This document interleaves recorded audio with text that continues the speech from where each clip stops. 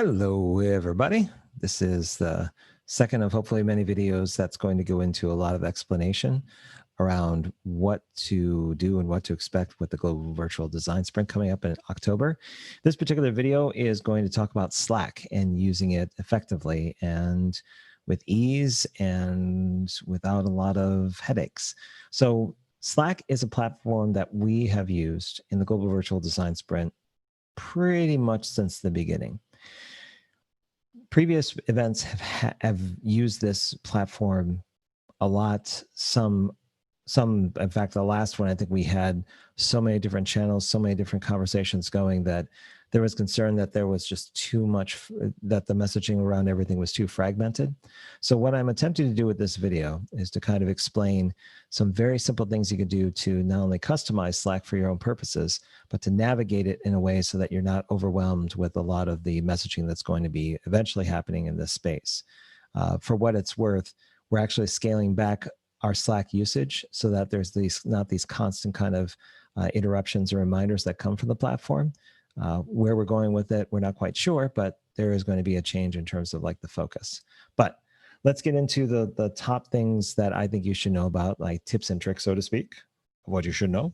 The first one is the very first one as soon as you get onto Slack. So I'm not going to go into how you get onto Slack. For everyone that signs up for the Global Virtual Design Sprint, there's a link that's sent to you. If you don't have that link, then usually what I'll do is go through and find out of everyone that's listed here who hasn't joined Slack, that's joined the Global Virtual Design Sprint, and then just invite them manually. But once you're here and you're in this kind of interface, which is the brand new one, this is the Slack app, by the way, it's not the web version, but it should kind of act in the same fashion. The first thing to do is to basically check your time zone and your profile. So the easiest way to do it is go down here. There's a little caret right next to the name of the channel. Just press that, go to preferences. Down here, it's language and region. You want to make sure that your region is correct and that your time zone's set automatically. This definitely helps for reminders and for scheduling when you're going to get notified of particular messages. Spell check is always fun to have, but this is vital in terms of making sure that you're on the same page and people send you notifications when it's convenient for you. The other thing you can do, if you're just getting into a new channel, is always go to the theme section. You can usually start with first just thinking about how you want to kind of consume Slack, if you want to do dark or light, depending on your preferences of how you see things. So if you go dark, usually you have to kind of select it here. If you're on Mac OS like I am, then you have that setting already done for you, so you don't have to worry about it. But down here is where it gets fun. You can actually do a custom theme based on any color you want or any kind of thing that you like. Just for fun, you just basically can select any of the ones that are here, and you should be okay. And plus, they have some extension links on some of these in case you want to select them. But this is a way of kind of personalizing Slack in a way so you're not looking at the default kind of purple and white that you see here. But I'll keep the default for the purposes of just showing this in this introductory video on Slack so that it's everything kind of looks familiar right out of the box. Okay. Now, the first thing, or the second thing I'd like to kind of communicate is within the new Slack interface, there's a really convenient way of doing messages where you don't have to kind of, in the past, you've had to like kind of go into a particular channel, select that, and then go into it and say, oh, now I can go and make a messages and kind of leave what I want to do. Well, now what you can do is just basically use this icon up here, which is new message, or on the Mac, for me, it's Command N. But if you click on that, you'll not only get all of the different channels you can do, but also people, especially if you engaged them recently or they just basically signed up. But all of it should be here, and all you have to do is start typing. Say if you want to do introductions, it automatically puts it there. And it'll get you right to the name of the channel. You can kind of go, yeah, and you can go ahead and start typing. Now, if it's a person that you're talking about, so say if it's something like Abhinav right here, and I'm about to go, hello, but then I get distracted when my son comes right next to me and tells me that he wants to tell me about something he's reading. I may, go to a different thread, kind of go through here, but then everything that I've started with in this section just basically gets saved in the drafts folder. And you can see that both the introductory message I gave to Abhinav is still there, and also the draft I started in introductions also. So it keeps the focus on both of those. So if I click on that, I'm going to go straight to where I was in introductions. And if I go back to drafts, it's still there until I either write on it or I send the message for like individuals, or I could just hit the trash can on the right-hand side to get rid of it. yes, I think I'm okay personally with deleting the drafts. Same with the introductions here. I'll get rid of this one. But this up here is a really quick and convenient way to start a message. Sorry, when I talk about Slack, I get really emotional.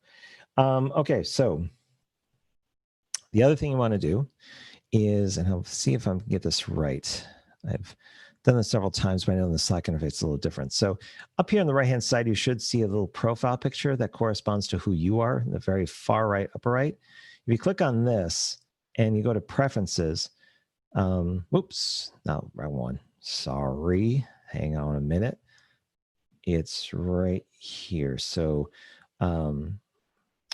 basically, this is really important in terms of notifications. So if you don't want to get basically tagged with messages and communications that are coming out of Slack, the best thing to do is basically sometimes it defaults to some automatic settings for do not disturb, but you can adjust the time in terms of when you actually have this do not disturb, and you can also set a notification schedule. So within that, and that's why I went to preferences, because I was there, but I took you two different ways. You can just basically allow notifications on particular days and particular times, just depending on when you want to have them, so that you're not disturbed in what you're doing versus what Slack is trying to get a hold of you for. But this is one thing I recommend to people that are just starting on Slack if you want to kind of customize it for your own purposes. Another thing that's really good about Slack is that if you're versed in command interfaces, there's one command that I find myself doing a lot, which is the one, it's remind. So you can do remind, and you can actually tag somebody, like I'll say like Lisa, if I want to remind her about something. Or if I'm just talking about me, I can just go /remind, then me to be a happy camper in 2 minutes. Literally just like open text. Once I do that, I'll get a message from Slackbot saying, okay, you all reminded me happy camper in 2 minutes.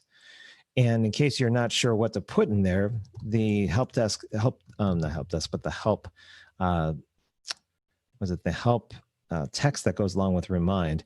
If you just put remind, it'll actually put up a kind of an interface that you're seeing here, where you can select when you want to do it, when you want the reminder, what time, and what you want it to be, what you want you to remind it of. In case you don't get it right, say remind me, then it'll go, oh, duh, I didn't quite get that. And to show some examples here, we'll actually give you the text you need to write out some reminders that Slack can basically help you with. And you'll get those reminders in the Slack bot kind of message over here. And I'm sorry, I've skipped over this. So generally in Slack, the way the layout is that you have your main messaging thread here. You have your contextual menu on the right-hand side that pops up for particular things that you're in a particular channel. These are all the different Slack like kind of properties that you belong to. If you're a long-time user like I am, they're just there. All of these are kind of macro options that you can choose, whether it's direct messages, mentions, and reactions. So they're kind of summarizing. Excuse me. Then you have the channels that you or other people can basically create that would bring in certain types of messaging. Right now, since it's the very beginning of the GVDS, these are fairly high level. There's not too many out of the ordinary, but you can also add channels if you want. And then direct messages are a list of people that are part of, or that are part of that Slack. And again, if you're kind of wanting to break down or to kind of minimize the noise, you can just hit the caret here, and that'll kind of minimize everything but what you're currently looking at. Okay, so very, very quick high level kind of run through of the new Slack interface, or at least for the app that's been out for about 2 or 3 months. So another thing that I really like about Slack is the command keys. But one thing that I find myself doing all the time is Command K, which is a way of being able to search for particular things, people, files, everything. And all you have to do is just put like happy, see if there's any happy there, or you can create a channel called happy. Or if it's you're looking for somebody like Ken, then it's basically you can do from Ken Soto or in Ken Soto, meaning like your private messages to him. So the search bar is pretty versatile. And again, to get that is just Command K, and that'll also close the bar as well. So you just have a direct message. Let's go check out Slackbot, and it says, you asked me to remind you to be a happy camper. So I'm going to mark it as complete. I am a very happy camper. I'm good. Let's see. One of the things you can also do if you have a lot of messages, say in the general section where people are posting GIFs or like links with lots of images, one of the things that's a really quick way of kind of like collapsing everything is just basically putting the / collapse, and that should take care of a lot of these particular aspects. So I'm going to hit collapse, and that automatically closed this preview that I had from my last training. And then if you want to expand, you just do the opposite and expand, just like that. Now, if you want to get a full list of the commands or the ones that it has, you just basically put a / here, or /, sorry, and then it'll have all the common ones that are usually in Slack. And you can basically just have some fun with all of this, like basically just shrug is one. Basically put this right on top of there. See? So again, just put / and it'll give you all the list of the different ones you can do within the Slack interface. Finally, if you're interested in kind of doing some custom emojis, which a lot of people do in the GVDS, what you can do is go down here in the messaging on the right-hand side, there's a little emoji icon. If you click on that, it's going to give you a whole bunch of different options, like different subcategories of different emojis to use. What you can do is hit add emoji here, and you'll have your pick of emoji packs, like things that are coming from Slack that you can basically put whole sets of emojis that everyone can use on a particular Slack property like this one. Or you can do custom emoji where you can upload an image. Now, I don't know if this is going to show, but I can try. There's a place called Slack emojis. Let me see if I can switch this so I am looking at the right one. Share this one. Okay, I think I got it. So this is all about, this is a place where you can actually get custom Slack emojis. And the way it works is that you just basically want to go to a particular one you like. So if I scroll and I go, oh, I want the excited blob. What you're going to do is right click on this and save image as, right here for a contextual menu for on the Mac, and just call it blob excited. Just exactly as it is. Sometimes I copy and paste this, or I just copy this particular text here, the blob excited, so I can use that when I add it. So I put save, yeah, because I did it before this video was recorded just to basically test it out. Go back into Slack and make sure that I am looking at Slack properly so that I'm not showing you a blank screen, and this video would be all for naught. Okay, I'm going to put upload image, and I'm going to go to blob excited. Hit open, and it's going to show both the light and dark mode of this. And since I copied what the name of it was on the custom emoji website, I basically put this, and that'll be the new name of my particular emoji. So go like that, and blob excited has been added. So all I have to do is just put colon and then blob, and it should pop up. Just like that. And look, I got my little blob dancing right there. So that's a way of adding your emojis or custom emojis into Slack. And those are my top ways of being able to kind of get around and navigate the tool if you've never used it before. If you are brand new to Slack, then basically just hanging out in general or going to introductions is a good place to go. You can meet other people. I will remind you, if you haven't seen this yet, that we're holding 2 networking events on Friday, one at 8 a.m. Central Time and another one at 11 a.m. So if you're available and want to hang out and meet other people that are part of the Global Virtual Design Sprint, do let me know. I'll be sending out invites for people that signed up in the past couple of days. But if you don't have those and you want to get a hold of them or want to be part of the event, then do let me know. And these are open to the public, so people can come by and ask alumni of the GVDS what it's like. So it's not just me saying it, but it's other people basically letting you know. Okay, so hopefully this was beneficial in terms of understanding Slack.